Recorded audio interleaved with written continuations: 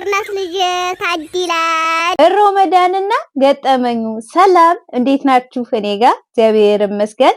እንግዲህ ያለነው ረመዳን ላይ ነው። ረመዳን ላይ ዛሬ ባለሳሳት 5ኛ ወይም ደግሞ 6ኛ ቀናችን ነው። እንዴት ይዟችኋል? እኛ ጋር ፈጣሪ ይመስገን ምንም አይልም። በርቱ፣ አይዟችሁ። በነገራችን ላይ ረመዳን መጀመሪያ አካባቢ ላይ ትንሽዬ ከበድ ይላል። ነገር ግን ከ10 ቀንና ከ15 ቀን በኋላ ትንሽዬ ቀለለ ይሄዳል። ለምን? እነሱም የመብላት ፍላጎታቸው እየቀነሰ ስለሚሄድ ማለት ነውና እስኪ የማዳም ቅመሞች መቼስ ይቀልዱታል። እውነቴን ነው የምላቸው። እኔ ክችን ውስጥ ማለት ነው ስገለፍጥ እንደዛውም ስራ በዝቶብኝም በጣም ስስቅ ነው ሞለውና እናንተ እንዴት ነው የምታሳልፉ? እስኪ ከቀለዱት ቀሎች አንዳንዶቹን መርጬ በጣም ያሳቁኝና ያዝናኑኝን ይዤ መጥቻለሁ። አሁን እኮ አረብ ሀገር ናት ልጅ ታዲላ ዱላ ወጥቶ ሶፋ ላይ ተቀምጣ ይሉኛል። ኢትዮጵያ ስደውል አንቺ ምን አለብሽ እድልሽ ወጥተልኛል።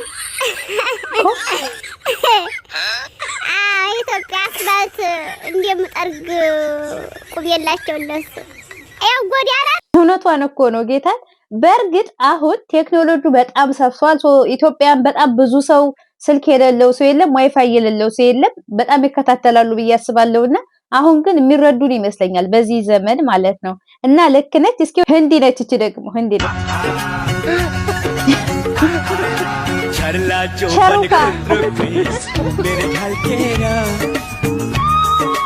የታባቱ ነው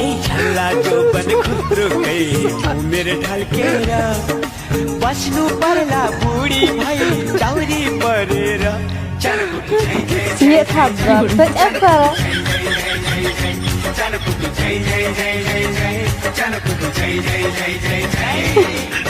ደስ ይላል። ብቻ በእውነት እኔ የማዳም ቅመሞች ማለት ነው እግዚአብሔር እንደዚሁም ስራ በዝቶባቸው ካሜራው መቼ አስቀምጦት መቼ እንደሚቀርጹት ነው እኔ ግራ የሚገባኝ ማለት ነው። እዛው ክችን ውስጥ እኔ ክላሴ ውስጥ ምንም አይነት ቀልድ ልቀልድ እችላለሁ። ሰው ክችን ግን እንደዛ ስራ በዝቶብኝ አላቅም ልቀልድ እችላለሁ።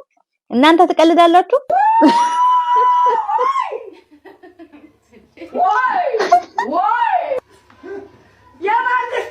ብዛቱ የመንግስት ያለ እውነትም የመንግስት ያለ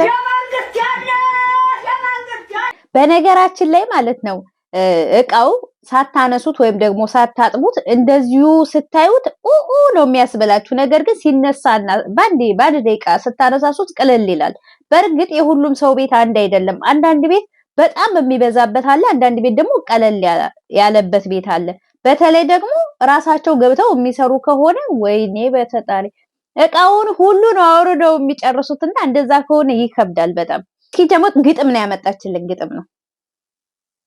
ፓራነሽ ይሉኛል የሰው ቤት ጠራጊ መሆኑን ሳያውቁ የነገን ፍላጊ ሸቃሊት ናት አሉኝ ያረቧ ሰራተኛ መሆኑን አልክድም ጎበዝ ሰራተኛ በችግር ታምሜ መሬት የማልተኛ አይዞሽ እህት ዓለም በርቺ ተበራቺ እራሳችሁ ነው ፓራ ትክክል ነሽ አንቺ ሰርቶ ችግር ማሸነፍ ከሆነማ ፓራ አረ ስንቱ ሞልቷል ፈጣሪ የማይፈራ።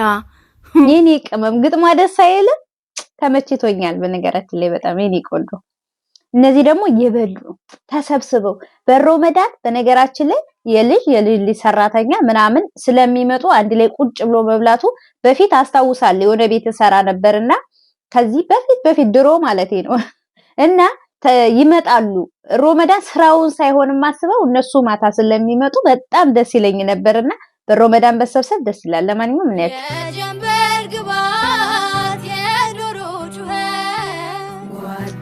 ምን ነባሩን ሽረው በአዲስ ተኩት ጓደኛዬ ነሽ አንድ ላይ ቁጭ ብላችሁ ስትበሉ ሐሳብ ሼር ትደራረጋላችሁ። አብዛኞቻችን ችግር ያለብን እንግዲህ በአረቦች ቤት ስንሰራ የምናወራው ሰው ማውጣት ሐሳባችን ሼር የምናደርገው ሰው ማጣት፣ እንደዚሁም ደግሞ ስልክ ብቻ ጓደኛችንም ቤተሰባችንም ስልካችን ብቻ ስለምናደርግ እሱ በጣም ትልቅ ጉዳት አለውና እንደዚህ ደግሞ ሰብሰብ ስትሉ በጣም ነው ደስ የሚለው።